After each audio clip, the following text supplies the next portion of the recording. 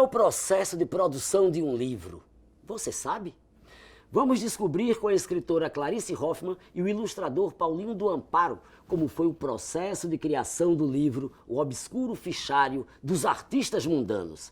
Esse é o quadro Por Dentro do Livro, do Circuito Cultural Digital de Pernambuco, realizado pela CEP Editora e pela Fundação Gilberto Freire. Olá, minha gente, eu sou Clarice, eu estou aqui com meu amigo Paulo do Amparo. Nós estamos participando do quadro Por Dentro do Livro, do Circuito Cultural Digital de Pernambuco, para apresentar o livro O Obscuro Fichário dos Artistas Mundanos, que é uma história em quadrinha, que foi lançado pela CEP HQ, foi o livro de estreia da CEP. E a gente vai contar hoje para vocês um pouquinho sobre o processo de criação dessa publicação. Bom, tudo começou com uma pesquisa que tem o mesmo nome, Obscuro Fichário dos Artistas Mundanos, que eu comecei a fazer no ano de 2013, 2014. A partir de um conjunto de fichas que eu encontrei no Arquivo Público Estadual Jordão Emerenciano e que eram de artistas fichados entre os anos de 34 até 1954. Ele estava relacionado à ditadura do Estado Novo. E a partir desse fichário, eram apenas fichas, eram 429 fichas, e a partir desse fichário, de uma série de cruzamentos de dados, foi possível levantar a cena de cultura e de entretenimento que existia nessa época do Recife. Então, eu comecei a fazer uma pesquisa, que eu tive o apoio do Funcultura e do Itaú Cultural, uma pesquisa que durou uns 2, 3 anos, que vocês podem conhecer num site chamado obscurofichário.com.br.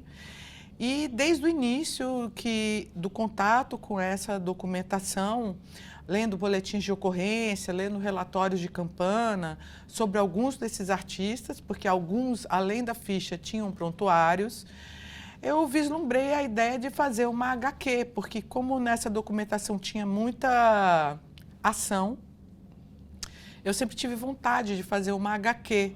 E Paulinho é meu amigo, então eu comentava com ele desde o início, puxa, isso dava uma HQ massa, ia ser muito bacana fazer isso, mas alguns anos se passaram, então depois do projeto a gente inscreveu um outro projeto no Funcultura e que ele foi aprovado e que nossa ideia era fazer uma experiência com pessoas também da linguagem mais vinculadas às artes plásticas do que a ilustração de quadrinhos, com ilustradores de quadrinhos, e fazer essa experiência plástica para esse trabalho.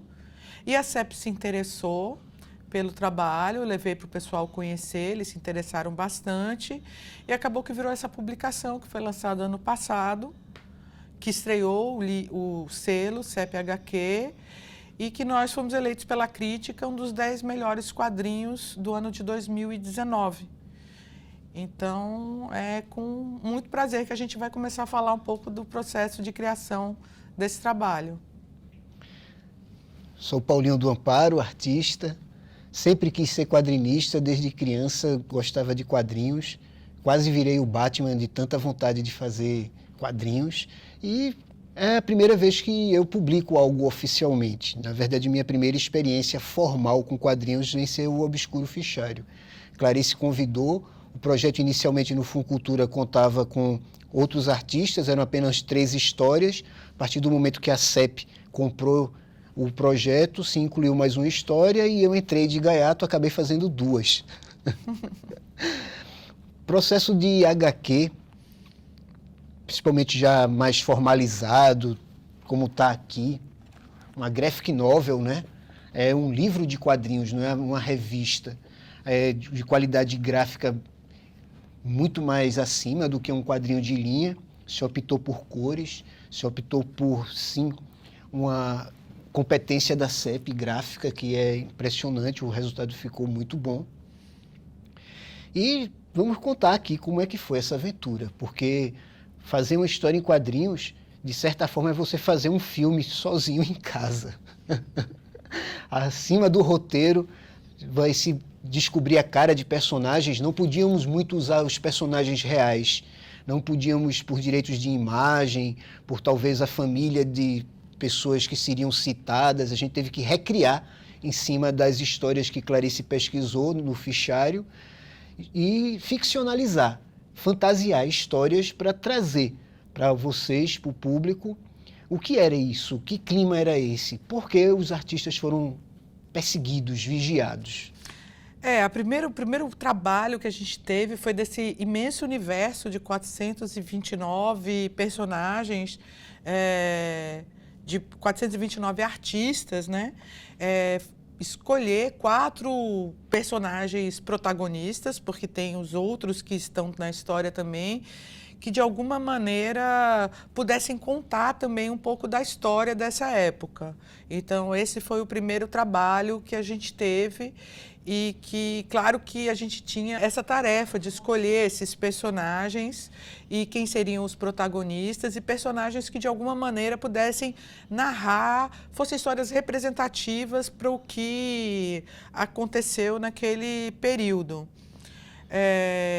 Então, o primeiro trabalho foi esse, e os personagens que a gente também tinha uma certa paixão, né? Porque eu acho que tem uns que a gente é mais apaixonado do que outros. Aí, depois que a gente escolheu, a gente começou a ficcionar essas histórias, a contar essas histórias. E esse tratamento desse roteiro, ele passou por 4 tratamentos. Um primeiro tratamento que foi feito e que foi apresentado aos quadrinistas, depois um novo tratamento com a intervenção dos quadrinistas, depois uma limpeza do texto em si, e depois uma limpeza final quando você está com o texto, com o desenho, porque o desenho fala muito e às vezes as palavras sobram. Então, esse processo de você ir secando o que se fala numa HQ foi um grande aprendizado para mim, assim, de eu começar com um texto grande cada vez mais e vendo que eu não precisava de tanta fala para dizer o que a gente queria contar. E a outra coisa que eu acho bem importante nessa HQ foi o uso dos documentos. Os documentos, eles fazem parte da narrativa da HQ. Então, em alguns momentos, inclusive, eles funcionam como balões, como na história de Josefine. Eles funcionam da Mulher Sem Ossos. Na verdade, os documentos, o relatório de Campana, funciona como uma espécie de balão para essa personagem. Então, eu também queria muito que o leitor tivesse o contato com esses documentos para poder entender como a DOPS, ela fazia ela engendrava um discurso a respeito desses artistas, assim, que o leitor pudesse entrar em contato direto com essa documentação. Então, essa foi uma das coisas que balizaram a criação desse trabalho. Então, na verdade, a experiência da gente era o uso de documentos, a transposição de histórias que aconteceram para ficção e essa experiência entre pessoas que trabalhavam mais com artes visuais e pessoas que ilustravam quadrinhos. Então, esse foi a base do trabalho da gente. Tivemos algumas referências de quadrinhos sérios, adultos, que tratam de temas documentais, ainda que ficcionalizando. O uso de apêndices no final do livro é essencial, pois contextualiza e conta de fato a história. A gente tem um exemplo do From Hell, do Alan Moore, temos o Joe Sacco, né, que fez muita coisa de quadrinhos, reportagem, mas que a verdade não podia... Haveria alguns anonimatos a serem preservados, então a ficção vem a preencher isso. Tivemos mais liberdade com o Obscuro Fichário a partir de um momento, porque o clima fantasioso, o clima de paranoia do aparelho repressivo precisava ser ilustrado, sim. O que eles estavam perseguindo, afinal, naqueles pobres artistas, aqueles palhaços, aqueles patetas, assim dizer. O que é um artista? Que dano, de fato, ele causa a uma sociedade do ponto de vista de um aparelho repressivo? Por que estava vendo aquilo? Então, muitas liberdades a gente tomou. Na história do Grande Hotel, é citado via documentos, que houve uma extorsão de uma suposta sociedade secreta do touro negro. Então passei a usar alguns personagens com cabeça de boi, que era o quê? O que é que a repressão enxergava? Era qualquer um? Era de fato aquele recorte racial, social, que se tinha, a xenofobia, o medo do estrangeiro, o medo do negro, o medo do povo. E outra, o que é um artista, essa super-herói, a Mulher Sem Ossos, o Boxista, desenhado pelo outro desenhista, o Greg Vieira. São 4 histórias, 2 pelo Greg, 1 por mim. 2 por você. 2 por mim, claro. E fora que é quadrinhos. A diferença de quadrinhos, talvez, para o cinema é que esse fantasioso, esse imagético mais impossível, mais surreal, é muito mais acessível. A gente pode realmente desenhar os dragões. Eles estão lá, enquanto não é um efeito especial. A experiência de trazer o clima pesado disso, a gente também teve muito cuidado. A gente não queria um pessimismo, a gente não queria um vitimismo, desculpem a palavra, é sempre mal aplicada para os artistas. A gente quis dar toda a dignidade aos artistas, toda a liberdade, toda a plenitude e exuberância que eles têm. Então, o ficcional, o fantasioso vem nisso. O aparelho repressor é representado sempre cinzento, evitamos também personalizá-los, apesar de ter um personagem muito importante que a gente chamou o Barros, o organizador do arquivo.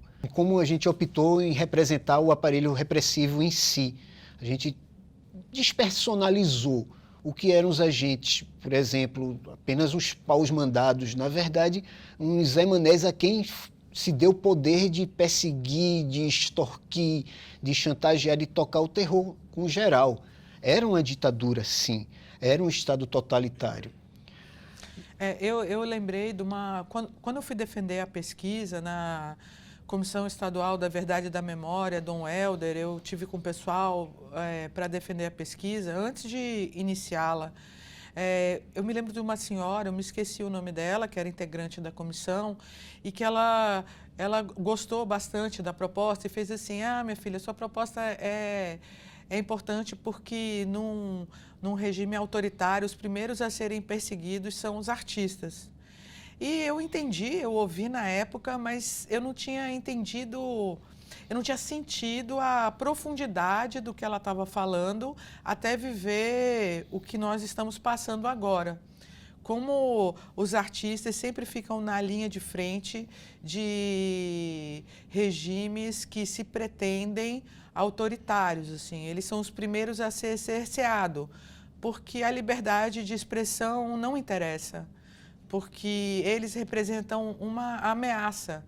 Então, eu acho, e toda a, como é que eu posso dizer assim, os estratagemas que o poder usa são os mesmos, mesmo passados 100 anos. Por exemplo, fazer com que a classe seja estigmatizada pela sociedade.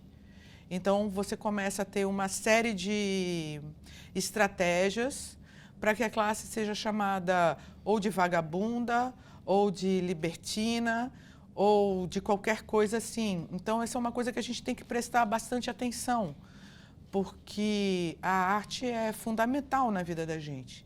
E são os artistas que fazem isso. Então, a gente tem que prestar muita atenção quando um regime se inicia tendo como inimigo os artistas. Eu acho que isso é bastante importante para a gente poder falar das histórias que a gente vai contar agora. Enquanto artista, o que eu posso dizer, somos viciados em chamar a atenção. E isso, por outro lado, faz com que toda a sociedade projete em nós essa coisa, são seus medos, são seus desejos, tudo vai para o artista. Mesmo que o artista seja uma dona de casa exemplar, bela, recatada e do lar, lá está o estigma de que artista não presta, artista é um bicho diferente. Artista é a parte da sociedade. A marginalização da arte é uma faca de 2 gumes. Precisamos ser ousados, sim. Somos, por profissão, ousados, tocamos com os nossos dedos nas feridas, pagamos caro por isso. Acho que isso leva os estados totalitários a darem especial atenção a nós, esses pobres coitados. quadros. Bom, e aí acho que a gente pode começar mostrando aqui esse trabalho aqui, que é a capa do Obscuro Fichário. Ele, na verdade, eu vou abrir a capa assim, é de Maurício Castro, que é um artista visual. Isso é um quadro a óleo, um quadro enorme a óleo, que ele fez e a gente fotografou e que se tornou a capa do livro. O Maurício também participou fazendo a segunda capa, que aqui está um personagem, Jaque. Isso aqui foi desenhado em papel craft. E fazendo Ofélia, que também foi desenhada em papel craft. E a outra participação dele, que também é um quadro a óleo dele, é a sala, o que a gente imaginou como a sala do serviço de arquivo da DOPS, e que esse ladrilho hidráulico todinho aqui é tudo a óleo, carimbo. Então é bem bonito assim o trabalho dele, assim. São quadros. Quando a gente lançou o livro, a gente expôs os quadros também. O Maurício, nessa história, faz o prólogo, que é quando você se localiza um pouco de como é que esse serviço de arquivo foi crescendo, como é que ele foi se organizando. E aí a gente vai contar a primeira história, que é a história de Jacques e Ofélia, que, na verdade, é uma ficção, né, de um suposto encontro entre Jacques e Ofélia. Jacques, um soldado que participou da intentona comunista e que é preso e que se torna pugilista, e Ofélia, uma pianista. E aí eles têm esse encontro em Recife. Essa história foi desenhada por Greg e ela se passa uma parte dela na Festa da Mocidade, que era uma festa bastante importante do Recife, que acontecia no Parque 13 de Maio, que durou, acho que, de 1936 até os anos 60. E Recife tinha muitas festas parecidas com essa, que eram quermesses estudantis, que eram os estudantes das faculdades que organizavam, e a Festa da Mocidade foi a maior e mais importante delas. E acontecia durante muitos meses no Parque 13 de Maio. Essa é uma das histórias desenhadas por Greg. E eu gosto muito dessa página daqui, que é a passagem de nosso personagem Jacques em Fernando de Noronha. E esse depoimento que tem aqui, em letra cursiva, é do livro de Gregório Bezerra. São palavras de Gregório, que a Boitempo liberou para a gente, da memória de Gregório, ele contando para a gente como é que era a prisão em Noronha. A prisão em Noronha com os comunistas. E eu achei bem legal, porque eu dei para uma amiga minha, bem jovem, ler, e ela falou, nossa, parece a gente no Estelita, porque ele fala bem dessa resistência e dessa resistência... Capacidade de organizar. E capacidade de organização, de tentar de sobreviver. Criar um ambiente, né? Criar um ambiente coletivo, né? Sim, sim. De sobrevivência. Eu adoro essa passagem. Espero que as pessoas leiam o apêndice para saber que se trata de Gregório. E a outra história que o Greg fez é a última, acho que Paulinho, você pode falar das suas, né, Paulinho? Que é essa, Os Cossacos e o Tabu, que era um grupo de... Eu estou contando a história de um bar que existia na Rua do Hospício, que era um bar que foi fundado por 2 russos, um deles dos cossacos de Kubã, que era um grupo de russos expatriados que entrou pelo Uruguai em 1933 e andou durante 10 anos por todo o Brasil se apresentando, fazendo apresentações pelo Brasil. E aí eu conto uma passagem que é a partir de um boletim de ocorrência sobre um folião que aborda um desses cossacos no carnaval. Não vou dar spoiler aqui, mas é uma história bem bacana mesmo, para entender o grau de paranoia que essa polícia repressora usava. E eu acho que um dos exemplos legais dessa página de como a gente usa os documentos é essa aqui, que foi feita pelo Greg, que aqui a gente tem uma parte da polícia e ele descrevendo uma situação que ele encontrou e o quadrinho mostrando o que precedeu, o que supostamente precedeu essa parte. Eu acho sempre legal assim, essas lacunas da documentação que puderam gerar para a gente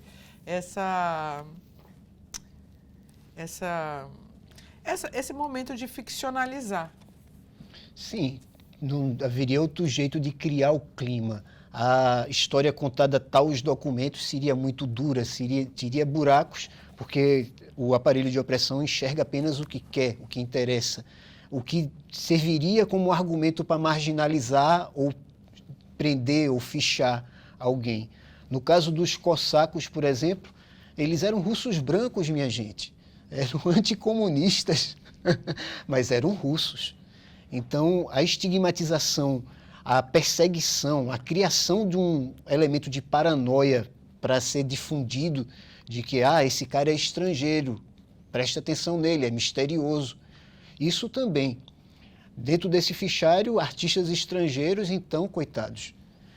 No caso das histórias que eu desenhei, vem uma cantora de tango para o Recife, mulherão, exuberante, larga. Então, estamos num dia, numa ocasião, no grande hotel, onde estava havendo uma recepção, desses momentos oficiais, onde estavam todas as autoridades, e essa simpática senhora cai na gargalhada. Ela foi fichada por causa dessa gargalhada. Enfim, tudo serviria de desculpa. Hoje em dia talvez seja mais difícil alguém ser preso por uma gargalhada, mas a partir daí se começa uma perseguição, sim. A partir daí se estigmatiza alguém como imoral, como subversivo, como fora da ordem.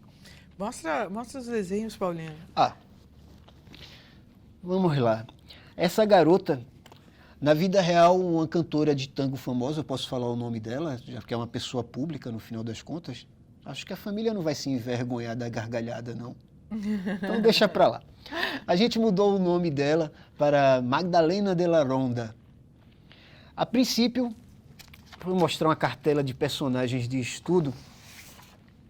Eu tentei pegar realmente o que eu imaginava que seria uma mulher comum, mas suficientemente libertária, e vi que não caberia no clichê, não se faria entender o que é que o sistema repressor enxergava nela. Então, eu acabei tendo que mudá-la para algo que talvez seja mais clichê, mas, por outro lado, ilustra muito bem o que se pensa de um artista. Eu transformei ela na femme fatale, quase uma demônia. Essa liberdade de roteiro, Clarice só não deixou que ela fosse toda vermelha, tivesse realmente chifres. Mas eu tentei. A questão do touro, dessa sociedade secreta, supostamente, que estava sendo perseguida, mais uma forma de criminalizar o povo.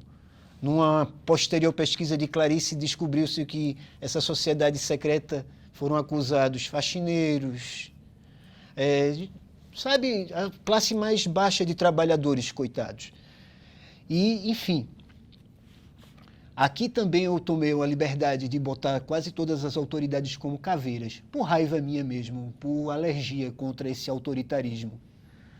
Os agentes sem cor, cinzentos. Na verdade, o protagonista dessa história, o agente Maciel, eu me baseei no meu avô, por carinho mesmo. Meu avô era inspetor nessa época. Então, o bigodinho, o óculos, a formalidade no traje e talvez esse cinza na atitude, essa caretice, essa elegância paterna, talvez. A outra história... Aí tem aqui, ó, tem essa dela...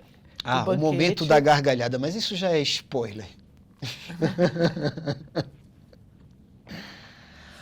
A outra história versa sobre uma contorcionista, uma artista americana, na vida real negra, uma vedete famosa.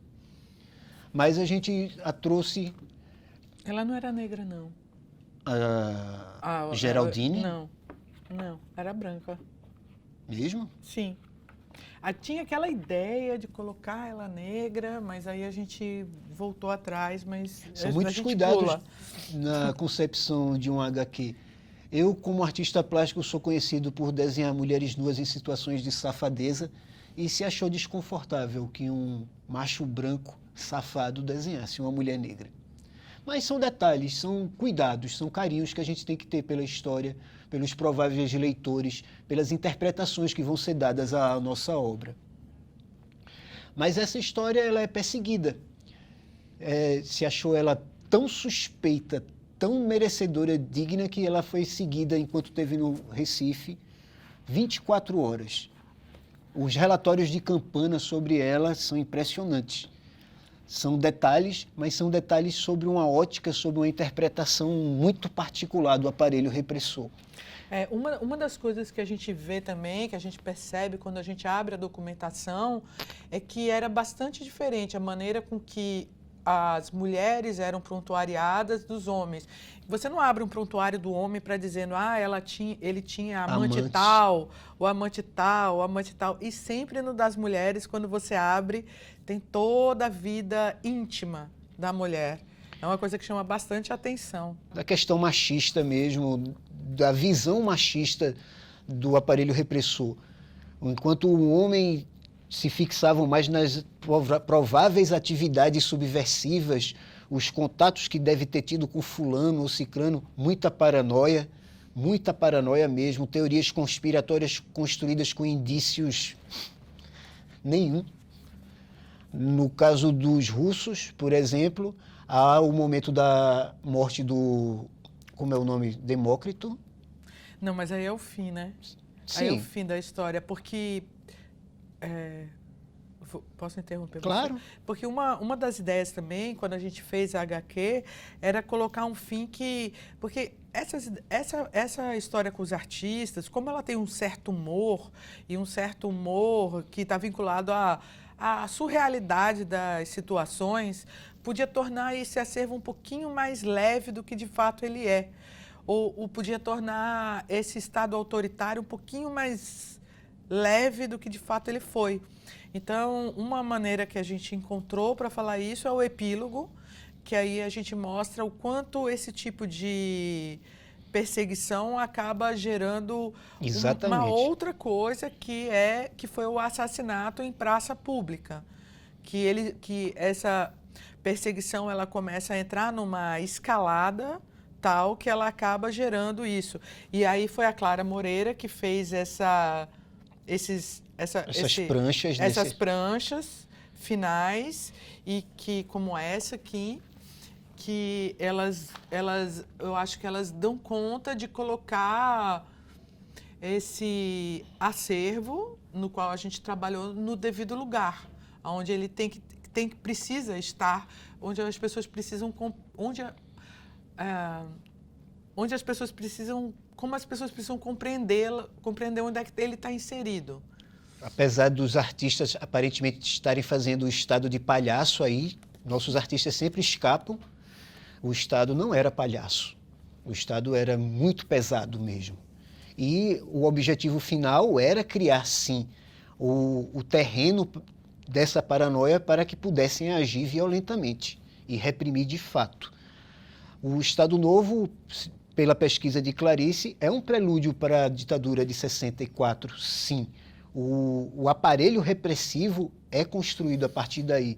De certa forma, os artistas são as cobaias disso. Na verdade, quando você tem o golpe de 64, porque a gente chama muito, que muita gente estranha, porque a gente fala a DOPS, é porque era a Delegacia de Ordem Política e Social. Ele só se torna o DOPS, que é o departamento, né, a partir da ditadura militar. Mas o departamento herda toda essa documentação. ele herda todo esse serviço de arquivo. Então, quando ele entra em 64, ele já tem ali mapeado um monte de pessoas. E um aparelho pronto. Um sistema de informação pronto. Então, você vai encontrar, por exemplo, casos de famílias inteiras fichadas. A avó estava fichada, o filho fichado, o neto fichado, e nas diferentes ditaduras. Então, você vê que... E também essa coisa da importância da informação para a repressão. Hoje a galera tem o Facebook para descobrir quem é quem, o que faz, onde faz, a gente mesmo entrega. Mas nessa época não era bem assim. Então você tinha todo um sistema de informação que estava ali disponível para a repressão. Então a gente trabalhou sobre esse arquivo, sobre a herança desse arquivo. Vamos falar um pouco do processo físico mesmo de criação? Quer mostrar? Bom, essa vai para todos vocês que, como eu, também querem ser quadrinistas, porventura até publicados. Um trabalho fascinante. A partir de um roteiro, de um texto, obviamente sentando desenhista, que acaba sendo um co-roteirista, e a roteirista e os escritores em si, a gente vai refinando. Vai refinando a partir do momento que sabe-se o que se quer naquela página, o que se quer naquele conjunto de páginas, que sequência, como se botar aquela sequência. Então, somos diretores de fotografia, temos que escolher os rostos dos personagens, roupas, toda a pesquisa de ambiente e, o mais importante, isso fechar, no final das contas. Há um trabalho de corte cruel, corta-se na carne, ideias geniais são abandonadas porque não farão mais sentido daquele jeito. E o processo de chegar realmente não é apenas desenhar, é saber exatamente o que desenhar, que expressão vai ter. Uma das páginas mesmo... Mostra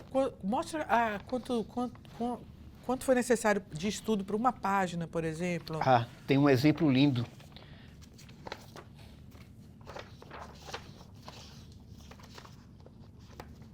Aqui.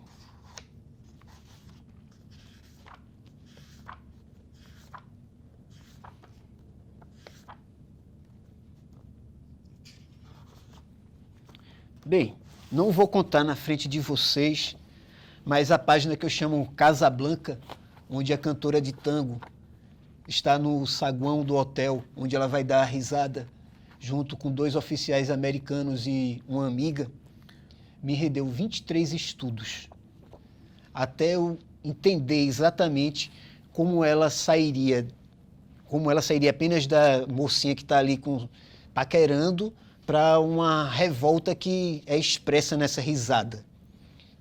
Como foi o diálogo? O que gerou isso? Onde foi que a bebedeira entronchou?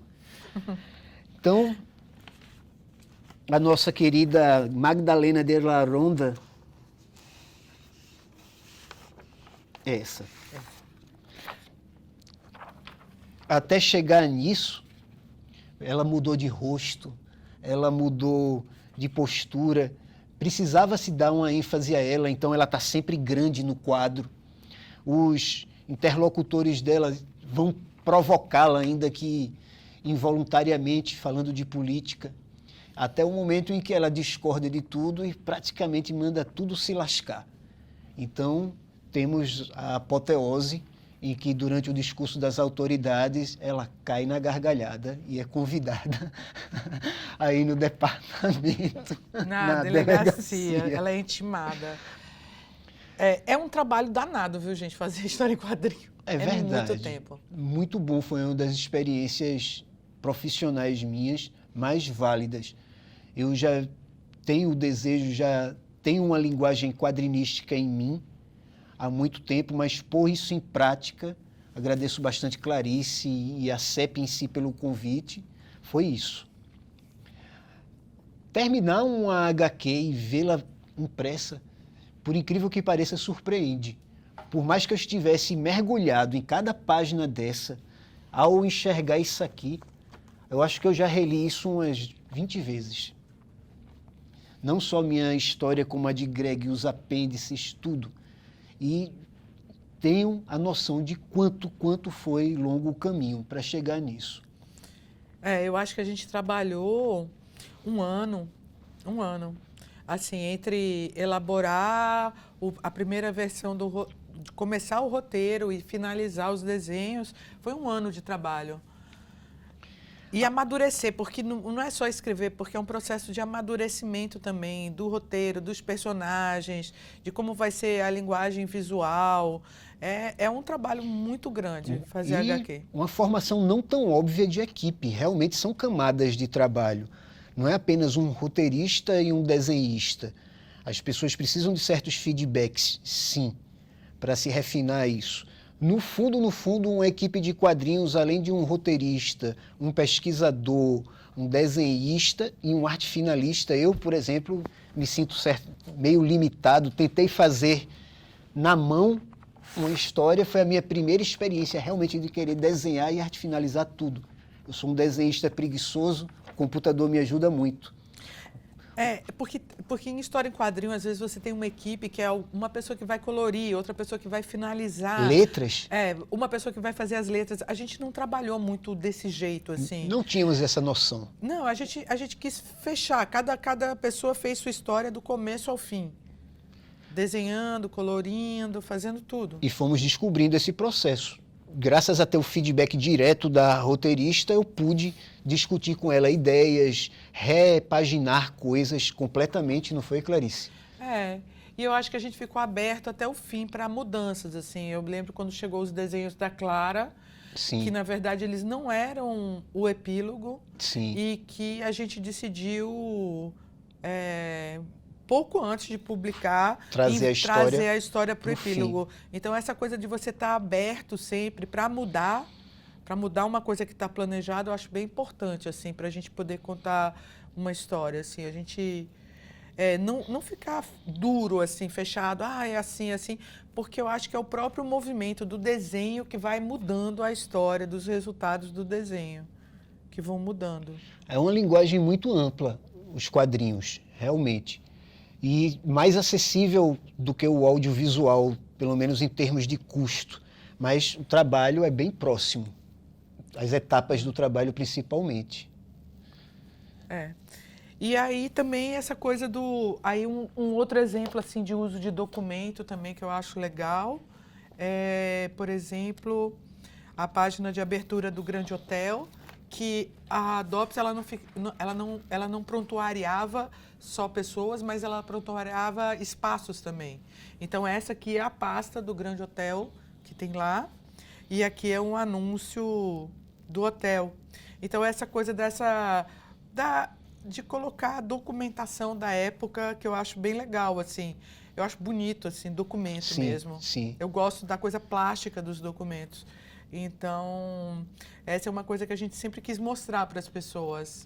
Um dos objetivos é dar acesso àquela pesquisa. Foi no momento da Lei de Acesso à Informação, né? E fazer também as pessoas terem amor pelos arquivos, assim, para entender que o arquivo não é só para um pesquisador, o arquivo pode ter um arquivo, né? Ele pode ter milhões de possibilidades, inclusive isso, de inspirar ficções, HQs, cinema. Então, o quanto é importante a gente preservar esses acervos, né? Para o país. E que engraçado, esse arquivo foi preservado porque artista não é um arquivo a ser queimado, não. Há uma certa irrelevância quanto ao poder, apesar de, claro, relevância total, mas o arquivo ficou metade preservado, né? Você pega... Eu acho que porque a gente só tem as fichas lá de artistas da letra M à letra Z. Só existe isso, mas a letra de A a L, eu suponho que foi... Danificada, água, né? Porque quando começa a letra Z, as fichas têm uma mancha. Sim. Mas, enfim, é o que a gente tem, é o que está aqui. Fragmentos inspiram. Fragmentos inspiram. Eu sempre tive essa sensação, assim, desde o início da pesquisa, assim, que você... as lacunas é que faziam que a viagem começasse. Todo sentido também. Que a viagem, como criadora, né? Que começasse. É isso, gente. Paulinho. Não sei, uma conclusão meio vendendo peixe. Minha gente, tenham curiosidade, se joguem, conheçam. O obscuro fichário dos artistas mudanos é só o começo de uma viagem, só o começo de uma conscientização, sim, que é necessária. Que as pessoas recontextuem o que é liberdade, o que é coletividade, o que é lidar uns com os outros, o que é formar uma sociedade. E não apenas deleguem a esse pai, a esse Estado, enfim, somos nós que organizamos isso, somos nós os protagonistas, sim. Não existe governo sem povo, e todo poder é o povo. Você acabou de assistir mais uma atração do Circuito Cultural Digital de Pernambuco, uma realização da CEP Editora e da Fundação Gilberto Freire.